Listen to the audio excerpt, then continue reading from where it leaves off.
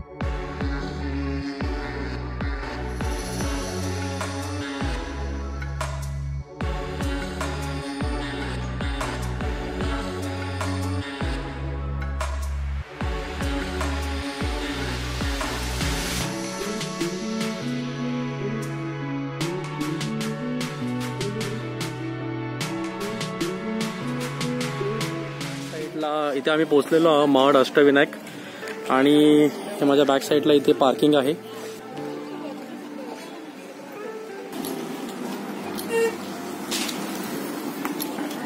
हा पूर्ण market area आहे। आपण गाडी पार्क केल्यानंतर मंदिरापर्यंत जाण्यासाठी मंदिरापर्यंत जाताना हा मधला मार्केट एरिया आहे। इथे तुम्ही हार, फुलं, प्रसाद वगैरे घेऊ शकता। लहान मुलांसाठी खेळणी वगैरे अवेलेबल आहेत।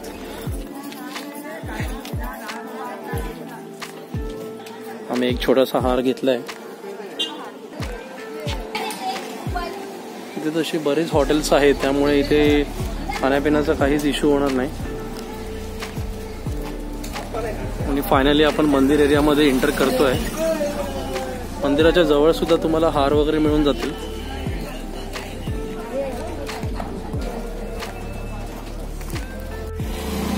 इथेच तुम्ही शूज वगैरे काढू शकता, आणि ते या रांगा वगैरे आहेत। आता सध्या कोविड सिच्युएशनमुळे गर्दी नसल्यामुळे तुम्ही डायरेक्टली आतमध्ये जाऊ शकता।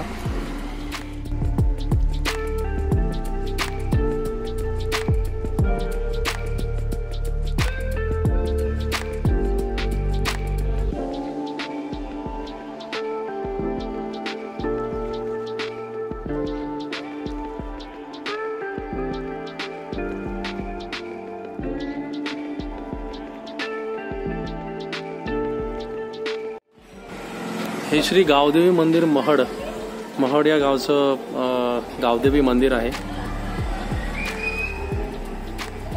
हे जस्ट तुम्ही गणपती मंदिराच्या राईट साईडला एंट्री करताना तुम्हाला इथे दिसेल। इथे हे तुम्ही दर्शन घेऊ शकता। हे आहे श्री गणपती संस्थान महड भक्त निवास, म्हणजे भक्त निवासाची सुद्धा इथे सुविधा उपलब्ध आहे। सो आतमध्ये इन्क्वायरी करून तुम्ही जर फॅमिली येत असाल तर इथे ॲडव्हान्समध्ये किंवा इथे येऊन तुम्ही बुकिंग करू शकता। त्याचे रेट्स वगैरे मी तुम्हाला आतमध्ये जर मला मिळाले तर मी तुम्हाला सांगतो।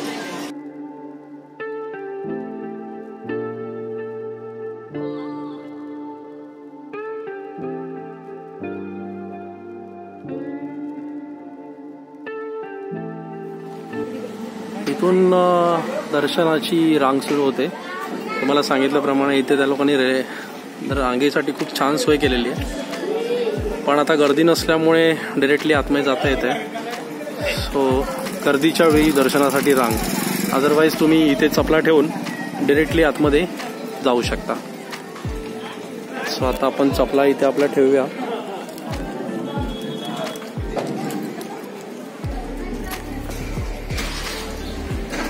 या इथे खूप चांगली सोय केलेली आहे संस्थानाने, आणि मग तुम्ही इथून पुढे जाऊ शकता।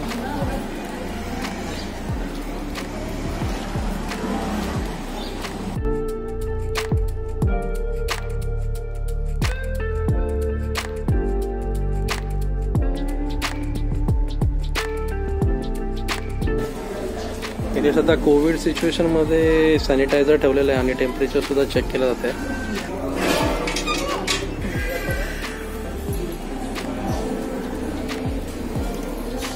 ते परत एकदा काही सूचना आहेत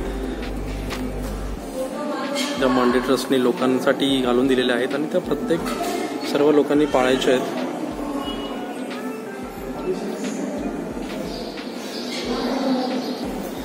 सो इथून पुढे आपण दर्शनासाठी जाऊ.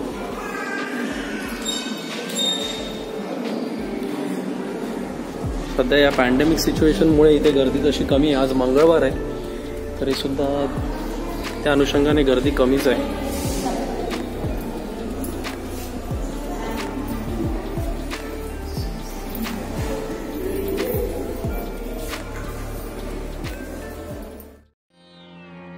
अष्टविनायकातील चौथा गणपती म्हणजेच महाडचा श्री वरदविनायक. वरदविनायक या रूपात हा गणपती सर्व इच्छा आकांक्षा पूर्ण करून आशीर्वाद प्रदान करतो. पुणे मुंबई महामार्गापासून 3 किलोमीटर दूर खोपोली जवळ आणि पुण्याहून 80 किलोमीटर दूर हे मंदिर मुंबईच्या जवळ स्थित आहे. पालीपासून 2 तासांच्या अंतरावर खोपोली जवळ इमॅजिका मार्गे महामार्गावरून उत्तरेकडे सरळ आणि खोपोलीच्या आधी हे मंदिर वसलेले आहे.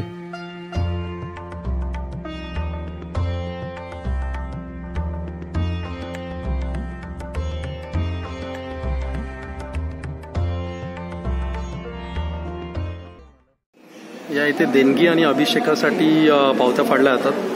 तर तुम्हाला जर इच्छा असेल तर संस्थानासाठी तुम्ही इथे देणगी देऊ शकता आणि अभिषेक करू शकता. इथे तशी बसण्यासाठी खूपच जागा आहे त्यामुळे इथे तुम्ही निवांतपणे आपल्या कुटुंबासमवेत बसू शकता दर्शन झाल्यानंतर. 1980 मध्ये श्री धोंडू पौडकर यांना मूर्ती तळ्यात सापडली होती. ही देवळाच्या गाभाऱ्याच्या बाहेर आहे. मूर्तीची अवस्था एकदम वाईट होती म्हणूनच देवळाच्या ट्रस्टींनी तिचे विसर्जन केले आणि त्या जागी नवीन मूर्तीची स्थापना केली. दर्शन घेतल्यानंतर आपण या मार्गे बाहेर पडू शकतो आणि इथे तुम्ही बघू शकता इथे प्रत्येक संकष्टी चतुर्थीला साबुदाणी खिचडी आणि प्रसादाची सोय केली जाते. सो त्याचा लाभ तुम्ही घेऊ शकता. सो या इथे तुम्ही बघू शकता जसं तुम्ही बाहेर पडाल तसंच तुम्हाला लेफ्ट हँड साईडला हे डायरेक्शन दिसतील. जे भक्तनिवास, स्वच्छतागृह, पानपोई, इथे एक शनी मंदिर आहे, दत्त मंदिर आहे, अन्नछत्र आहे आणि संस्थानाचं ऑफिस आहे. सो त्याचे डायरेक्शन्स इथे दिलेले आहे. तर त्या डायरेक्शन थ्रू तुम्ही तिथे जाऊ शकता. काही लोकांनी यावर हरकत घेतली आणि कोर्टात केस देखील दाखल केली. म्हणून आता इथे आपल्याला 2 मूर्त्या दिसतात. एक गाभाऱ्याच्या बाहेर आणि एक गाभाऱ्याच्या आत. एक मूर्ती आहे जी शेंदुराने माखलेली असून तिची सोंड डावीकडे आहे आणि दुसरी आहे ती शुभ्र संगमरवरी असून तिची सोंड उजवीकडे आहे. दत्त मंदिरच्या पुढे आल्यानंतर राईट साईडला तुम्हाला इथे एक तळं दिसेल. त्या तळ्यामध्ये खूप छान वाटतं इथे. ॲक्च्युली संध्याकाळचं तर खरंच खूप छान वाटेल.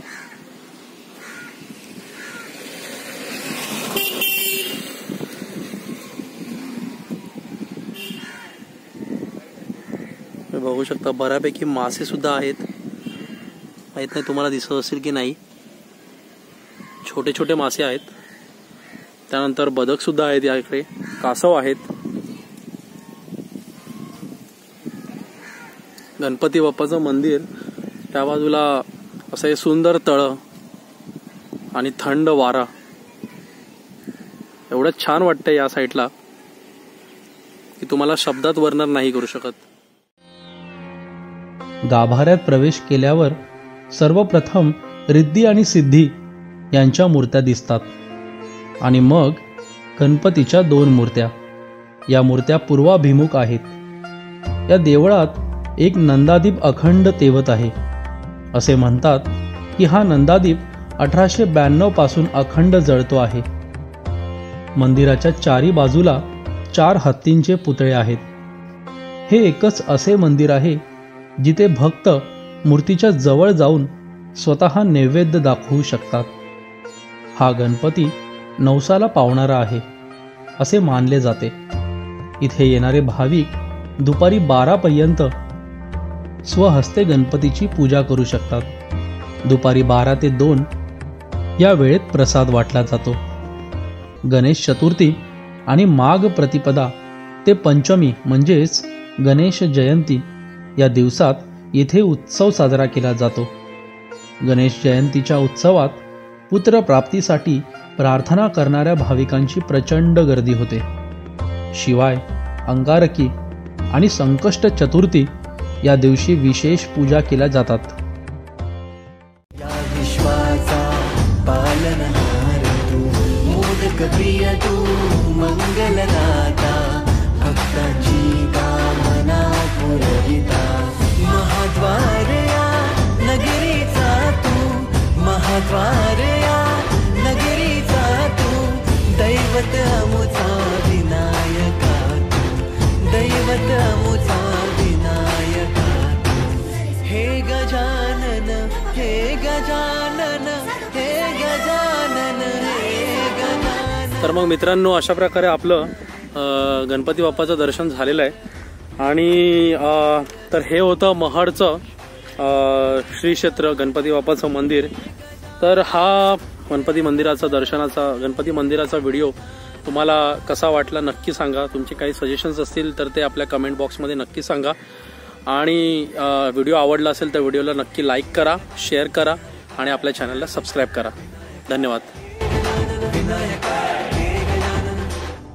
हे सुख करता तू दुःख हरता बाप्पा विनायका, हे गजवंदन पार्वती नंदन बाप्पा विनायका, सर्वजनाचे प्रिय दैवत बाप्पा विनायका, महाद्वार या नगरीचा तू राजा विनायका, राजा विनायका तू राजा विनायका, राजा विनायका तू राजा विनायका. हे गजानन, हे गजानन, हे